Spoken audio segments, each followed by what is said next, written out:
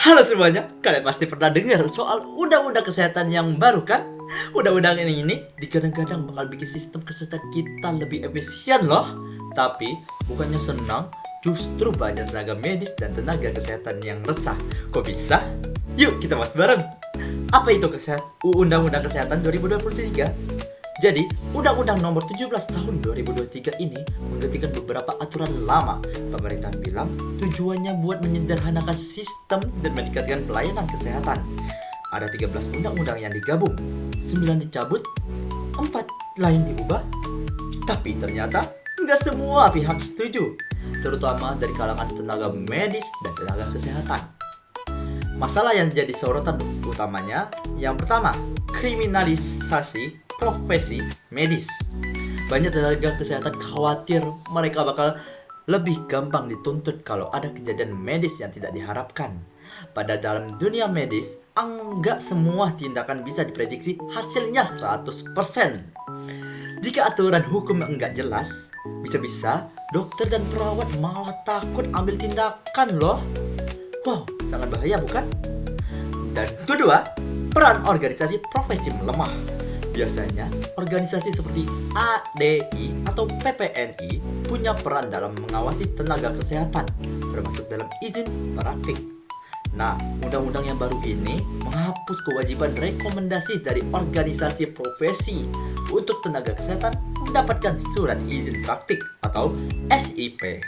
Akibatnya, ada kekhawatiran kalau pengawasan jadi lebih longgar dan kualitas tenaga kesehatan berisiko menurun.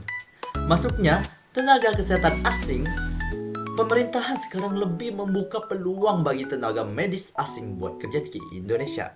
Prosesnya lebih mudah, bahkan tanpa syarat harus bisa bahasa Indonesia. Ini menimbulkan dua sisi perbedaan.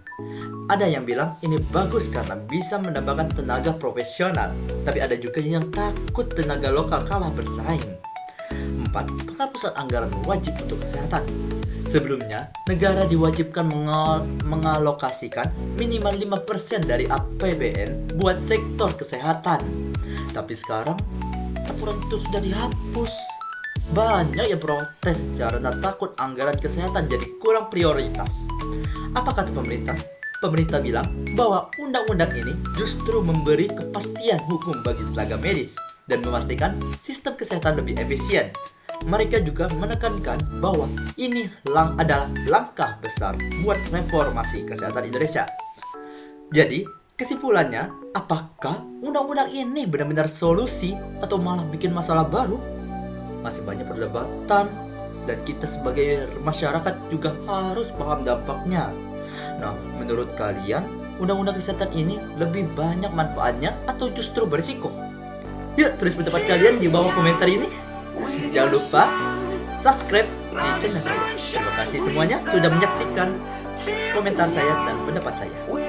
Assalamualaikum warahmatullahi wabarakatuh.